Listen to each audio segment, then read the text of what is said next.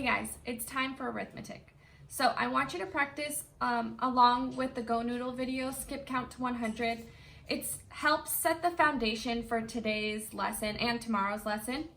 And then come back and watch this video so you can get a little bit of foundation for tomorrow's lesson. So today's lesson is going to it might seem a little bit on the easy side, but it's really going to help us with tomorrow's lesson. So today we are talking about numbers that look like this.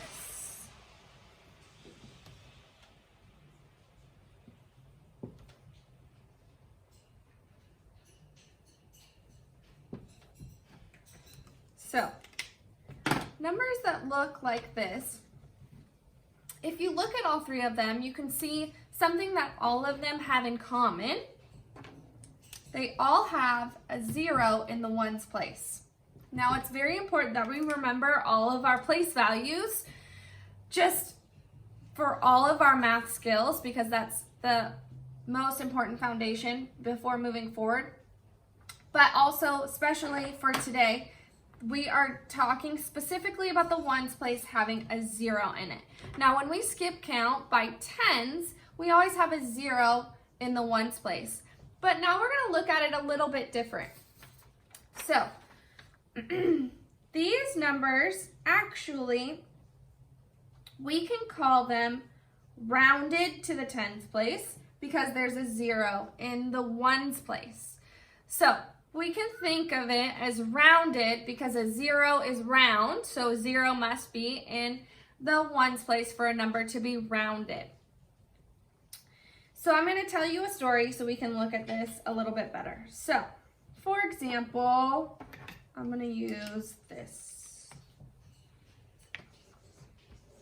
30. Okay, so last night, Aunt Julie made 27 cookies. She did not make exactly 30 cookies, but 30 is the nearest 10 to 27. So we can say she made about 30 cookies. The number 30 is a rounded number because it has a 0 in the ones place. When we talk about rounded numbers, we're trying to talk about easy numbers to think about. The easiest numbers to think about are numbers that have a 0 in the ones place. Now, we have 12 kids in our class. If I was going to round that, I would say the closest number with a 0 in the ones place to how many kids we have in our class would be 10. So we have about 10 kids in our class. We have 2 more, but I don't have all the way up to 20. That would be a lot more kids than what we actually have in our class. We have about 10, but we actually have 12. So rounding is getting close without being too far away from a number. If we had, let's say, I'm trying to think of another number.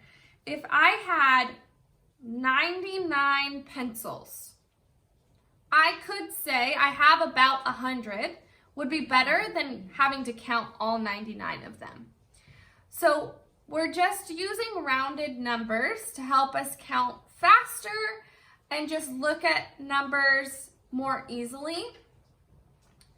So we're going to learn how to round a number tomorrow, but today I want you to focus on what a rounded number looks like. So a rounded number looks like a 0 in the ones place. That's it. Super easy. A rounded number has 0 in the ones place. So any number, when we count by tens, starting on 10, all of those numbers count as rounded numbers.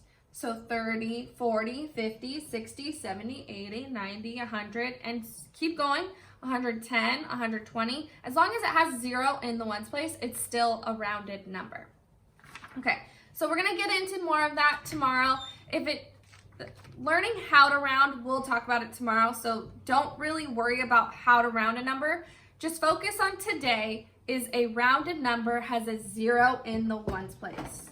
A 0 in the ones place. Now, let's look at our worksheet so we can see that in action. So we're going to start with the back of arithmetic, which is page 278. At the top, it says numbers rounded to the tens place. Numbers rounded to the tens place have a 0 in the ones place. And they circled all of those zeros for you. So for section 1, it says mark the circle under the numbers that are rounded to the tens place. You need to fill in, there are 3 correct answers. So make sure you fill in all 3 correct answers. Section 2, you're going to write the numbers your teacher says. So I'm going to say a number and you're going to write it down. A, $240.07.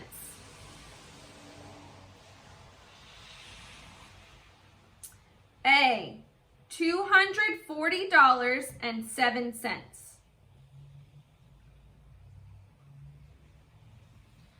B, 9 1/3. B, 9 1/3.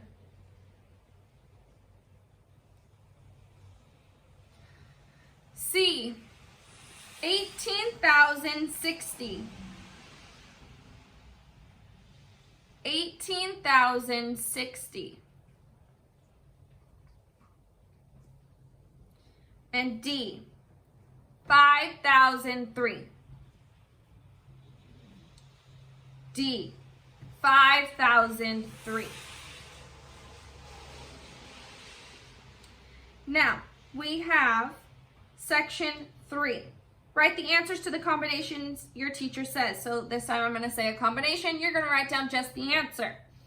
So A, 15 minus 7. A, 15 minus 7.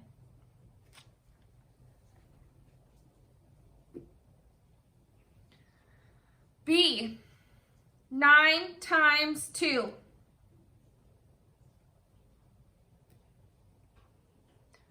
B, 9 times 2.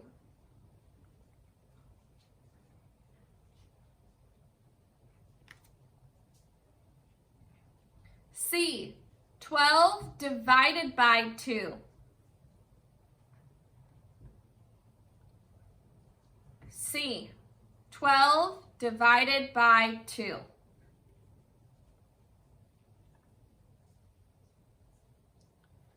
D, 9 plus 4.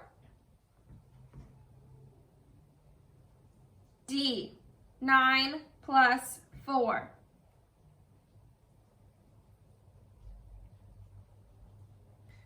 E, listen carefully, it's a longer one. 15 minus 8 plus 3.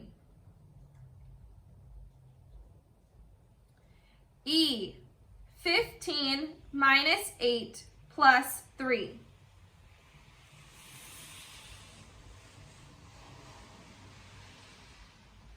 F, 8 plus 6.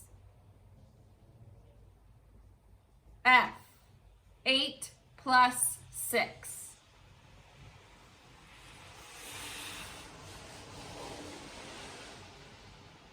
Now, section 4 and 5 are story problems, and there's actually a little bit more work than there usually is. So, I'll read you the story problems and talk to you a little bit what I mean by there's more work than usual.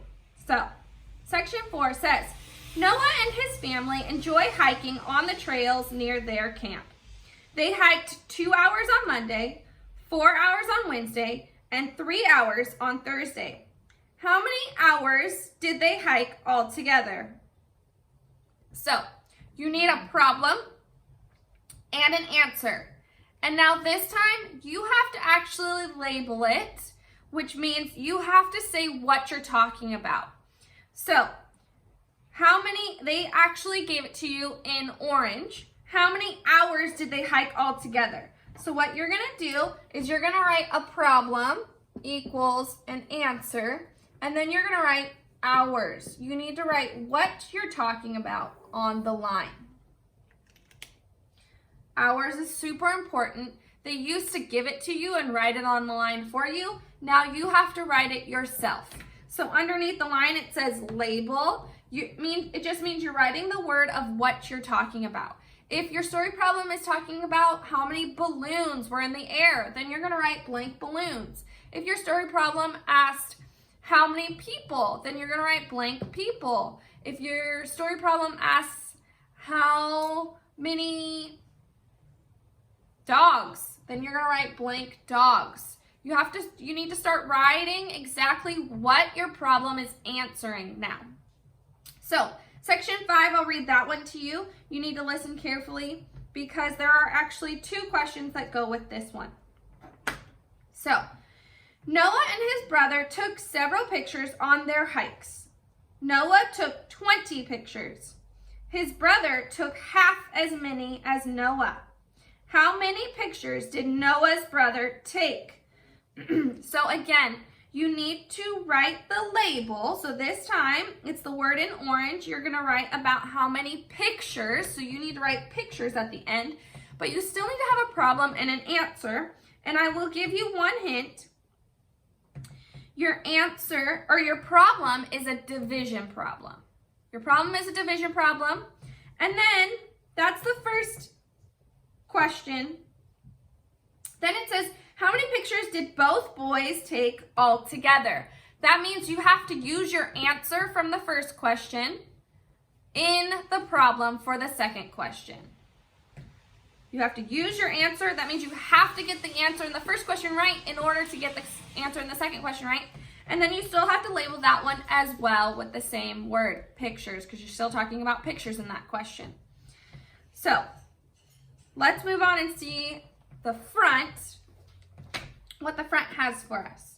Section 1 says write the quotient. Quotient means answer to a division problem. So all of those are division problems. You're just going to answer all the division problems. Section 2 says how much money. I want you to look carefully and count your coins. If you need to draw them with the amount they're worth inside, draw them because that's going to be really helpful for you. If you have money at home that you can count, grab quarters and nickels and pennies and dimes and use those to help you count.